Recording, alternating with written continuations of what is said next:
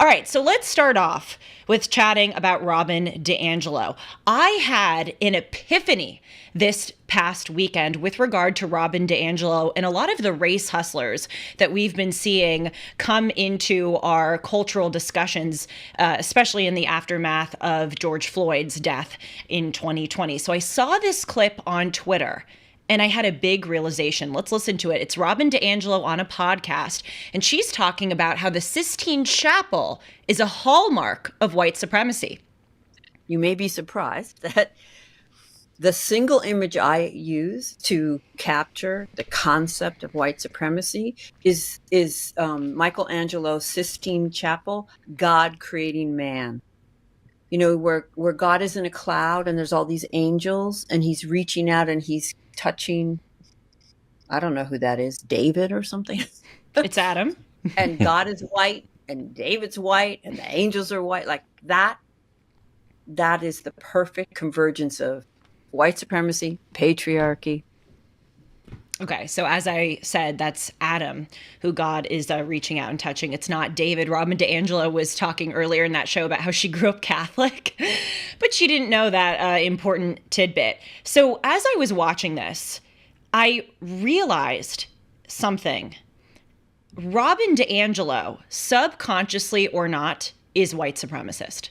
And I don't throw around that term loosely. One of the things that I think is so unfortunate, and I really lament, is that a lot of terms such as white supremacist, such as racist, such as sexist, such as oppression, even the word offended, they've had their meanings distorted. Their meanings have been hijacked. So this is not a term that I throw around superfluously. However, I say again, I think that Robin DiAngelo, subconsciously or not, is white supremacist because she reads in to this concept of whiteness even when it is not significant.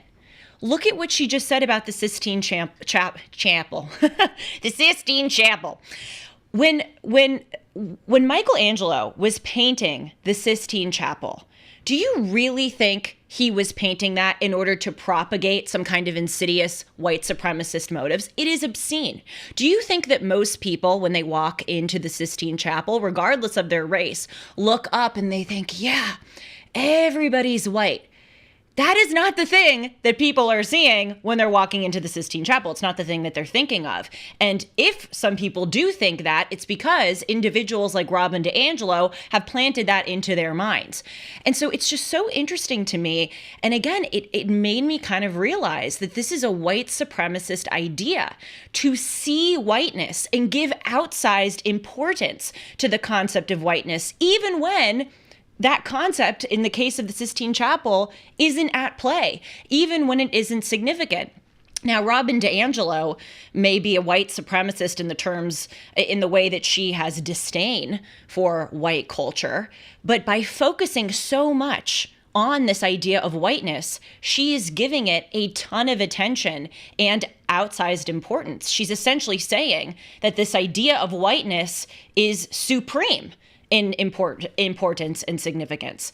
What do you think, Sean? Do you agree or disagree? I agree with you. I don't like her. And she's making buku bucks. She's making money doing this. I know. It's crazy. She wrote the book White Fragility, which I actually know some people who handed that book out. They bought like 50 of those books during 2020 and they just handed it out to people because they wanted to be white saviors.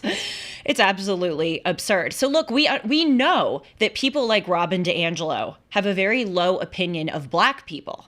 Because people like Robin DiAngelo, for all that they talk about, racism and white supremacy, they don't care about Blacks in the inner cities. They don't care that Black Lives Matter, the organization which they lionize, has embezzled millions of dollars, which did not go to bail funds or did not go to public schools or did not go to the cause of helping needy Black Americans, but instead went into their pockets so that they could buy multi-million-dollar mansions in Los Angeles. We know that these individuals don't have a high opinion of Black people.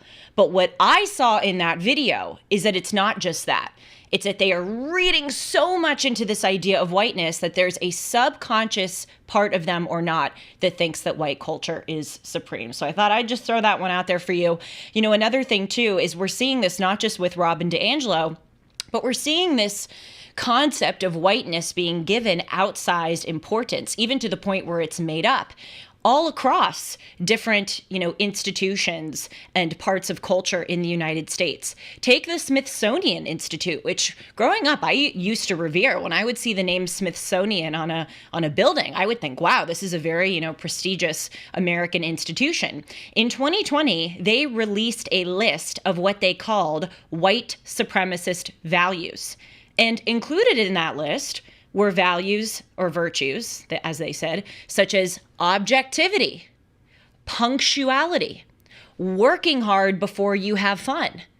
That is weird. That's essentially saying that there's something special about white people if they practice those universal values. I'll give you another example. The Oregon Department of Education in 2021 released a memo, which they have since taken down from their website because there was such a disaster, PR disaster that emerged in the wake of it, in which they said that finding one right answer in math is white supremacy. That is also sort of indicating that they think that there must be something special about white people if they can do basic math, that they have to dumb down the standards, not just of math, but literally like reality in order to cater to Black people. That is racist. And indeed, I think that is white supremacist.